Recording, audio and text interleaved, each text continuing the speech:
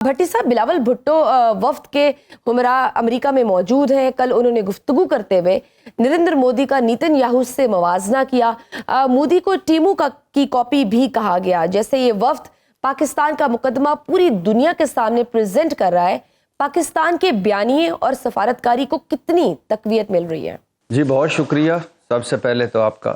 دوسری بات یہ ہے کہ اللہ کا خاص فضل ہوا اس وقت بڑے عرصے کے بعد، بلکہ میں کہہ رہا ہوں کئی دہائیوں کے بعد، پاکستان کا نام عزت اور وقار کے ساتھ لیا جا رہا ہے دنیا میں.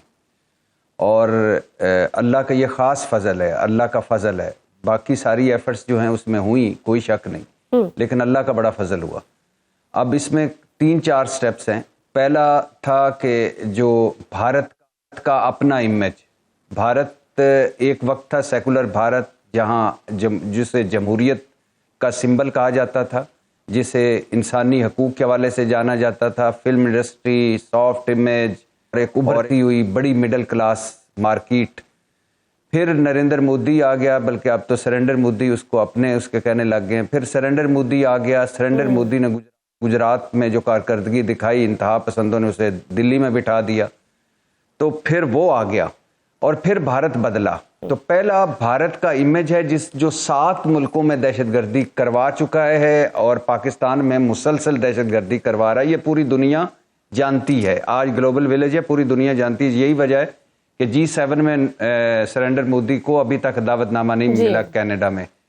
تو پہلا بھارت کا امیج. دوسرا پہلگام میں جو اس نے جو دہشت گردی ہوئی پہلگام میں، اور دہشت گردی کہیں بھی ہو اس کی مذمت ہونی چاہیے، لیکن اس کی آڑ میں جو ڈرامہ رچایا، پوری دنیا نے خود انکوائریز کروائیں اور پتہ چلا کہ پاکستان کو اس میں کردار نہیں. تیسرا، جب بھارت نے بزدلانہ رات کی تاریکی میں حملے کیے اور ہم نے اس کا جواب دیا آپریشن بنیان المرصوص میں، اور اینٹ کا جواب پتھر، دنیا نے وہ دیکھا.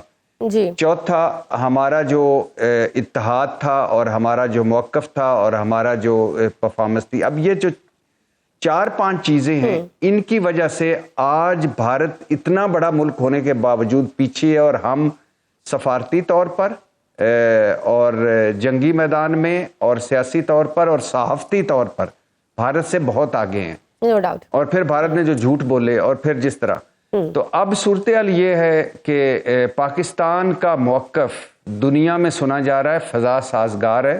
بلاول بھٹو نے بہت خوبصورت بات کی ہے، اور یہ بات اچھی بات کی، اور ہے بھی ایسی بات کہ یہ جو نریندر مودی ہے، یہ نیتن یاہو کی ایک وہ جو ہوتا ہے نا، وہ فوٹو کاپی ہے. اور فوٹو کاپی بھی وہ فوٹو کاپی بھی بری کاپی، وہ جو بلاول بھٹو نے کہا سستی کاپی ہے، اس میں کوئی شک نہیں.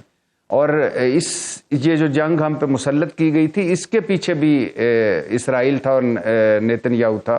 اور یہ بھارت کو ایک وہم ہو گیا تھا کہ جس طرح، بالکل صحیح. اور جس اور بھارت کو یہ وہم ہو گیا تھا کہ جس طرح غزہ میں وہ ظلم کر رہا ہے اسرائیل، اس طرح پاکستان بھی ایک غزہ ہوگا، یا پاکستان بھی ایک مقبوضہ کشمیر ہوگا یا فلسطین ہوگا. لیکن اس کا یہ وہم دور ہو گیا. ڈی جے ایس پی نے بالکل اچھا کہا تھا کہ پاکستان کا جو وفد ہے، معذرت شجیہ میں بات مکمل کر رہا ہوں، پاکستان کا جو وفد ہے یہ میرا وفد ہے. اس وقت ہماری جو انٹرنل سیاست ہے، میری جو بلاول بھٹو کے حوالے سے میرے جو خیالات ہیں، یا پیپلز پارٹی یا مسلم لیگ نون کے حوالے سے، وہ پیچھے ہیں. اس وقت میری دعائیں ان کے ساتھ ہیں، اور وہ اچھی کارکردگی ان کو دکھانی چاہیے. یہ بڑی جنگ ہے، سفارتی جنگ، جو ہمیں آگے لڑنی ہے. بالکل بالکل صحیح. اور شہباز شریف نے بھی گزشتہ دنوں ترکی سمیت چند اہم ممالک کے دورے کیے ہیں. اب اطلاعات ہے کہ شہباز شریف صاحب عید سعودی عرب میں منائیں گے. کیسے دیکھ رہے ہیں آپ ان دوروں کو؟ پاکستان کے حالات تبدیل ہوتے ہوئے نظر آ رہے ہیں. دیکھیے، آپ بڑی جوکیلی ہو گئی ہیں. آپ نے شہباز شریف عید سعودی عرب میں منائیں گے، یہ کہہ کے آپ نے نا میرے قومی جذبے کو ٹھیس پہنچائی ہے. اب آپ دیکھیے، شہباز شریف اور فیلڈ مارشل صاحب نے دورے کیے، بہت اچھی بات ہے. ترکی، جو وہ ملک، ان ملکوں کے دورے کیے جو ملک ہمارے ساتھ کھڑے رہے، جنہوں نے مشکل وقت میں دوستی کا حق ادا کیا. اور اس میں ابھی چین بھی جانا چاہیے. لیکن اب مجھے بتائیے، نواز شریف صاحب لندن پہنچ گئے ہیں، وہ لندن میں شہباز شریف صاحب سعودی عرب सऊदी अरब पहुंच गए, तो इसका मतलब है अपने घरों में जाएंगे, पहुंच गए। खैर शहबाज शरीफ का तो सऊदी अरब भी घर नहीं है, उनका दिल तो होता है कि कोई ऐसा ही घर बन जाए कहीं, लेकिन ये वो लोग हैं जो जब मुझे दुख तकलीफ तब होती है जब ये जला वतन थे तो तड़प रहे थे, हाय साडी ये भी ईद बार हो गई, हाय असी रुल गए, साडी अपने मुल्क के चीज। इनका जरा ट्रैक रिकॉर्ड निकाल के देख लें कि कितनी ईदें इन्होंने इधर मनाई हैं जी। तो शहबाज शरीफ साहब तो वो पंघूड़े पे बैठ के, जाहिर है सरकारी खर्चा है, तो उन्होंने कहा कि चलो वहीं चलता हूँ, तो वहां जाके ईद मना रहे। तो इस ईद का कोई पाकिस्तान से या पाकिस्तान की फॉरेन पॉलिसी से या कोई हमारे से कोई राब्ता नहीं है, उनकी अपनी जाती ख्वाहिश है।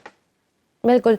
अच्छा चले तहरीक इंसाफ की बात कर लेते हैं। तहरीक इंसाफ की सियासत की अगर बात करें तो इमरान खान साहब ने तो एक तहरीक का ऐलान कर दिया है, इनकरीब मुल्क गिर एहतजाज की कॉल देंगे और खुद एहतजाज लीड करेंगे। आप ये एहतजाज कामयाब होता हुआ देख रहे हैं? इमरान खान साहब पैटर्न इन चीफ बन गए, आपको पता है, उन्होंने खुद अपने लिए वो ओहदा रखा है, मुबारक हो उनको इस पर। दूसरी बात है, एक अच्छा फैसला उन्होंने ये किया कि अली मिन गंडापुर को कहा कि आप फोकस करो केपी के मामलात को, केपी का खैबर पख्तूनख्वा पर, और बैरिस्टर गोर को कहा कि आप फोकस करो जो पार्टी मामलात और आलमी वो जो डिप्लोमेटिक सर्कल है उन पर। तो उमर अयूब साहब जिनकी नशिस्त खतरे में है, और ये आपको मैं बताता चलूं कि इस्लामाबाद में आजकल ऐसी बातें हो रही हैं कि अब पाकिस्तान तहरीक इंसाफ के मेंबरान, खास तौर पर कौमी असम्बली के मेंबरान की नाहलियों का सीजन शुरू होने वाला है। जी बिल्कुल। चित्राली साहब जो हैं वो नाहल हो गए, इसके बाद उमर अयूब साहब की बारी है, इसके बाद और मुबैना तौर पर नाहल होंगे। और इसकी दो वजह हैं जो इस्लामाबाद में अफवाहें चल रही हैं या खबरें चल रही हैं या गप्पें चल रही हैं।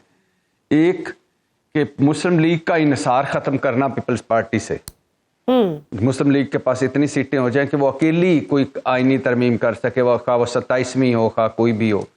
तो दूसरा बिलावल भुट्टो को अपोजिशन लीडर बनाना, तो मतलब तहरीक इंसाफ से अपोजिशन लीडरी भी ले लेना, तो बिलावल भुट्टो। तो बिलावल साहब की भी बचपन की ख्वाहिश है, जरदारी साहब की बचपन की ख्वाहिश थी बिलावल को प्राइम मिनिस्टर बनाना, उस बिलावल की ख्वाहिश है कि अपोजिशन लीडर बनकर फिर प्राइम मिनिस्टर बनना। तो मतलब सारों की ख्वाहिशें पूरी होंगी।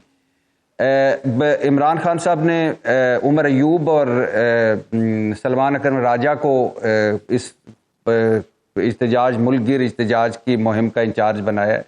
अब 2-3 अगर ग्राउंड रियलिटीज देखें जी, तो एक तो ये वक्त नहीं है, वक्त नहीं है मुनासिब, क्योंकि कौम अभी भी जंग टली नहीं है, भारत और हमारा आमना सामना है, तो कौम या मुल्क एक और तरफ लगा हुआ है, इश्यूज और हैं। दूसरा ईद आ रही है और उसके बाद मुहर्रम आ रहा है। ईद और मुहर्रम के दौरान अगर ये कुछ करेंगे तो वो दफ़ा 144 इनका सामना करेगी और इनको फेंटियाँ पड़ेंगी कि ये भाई सिक्योरिटी के मामलात हैं, आप ये क्या कर रहे हैं।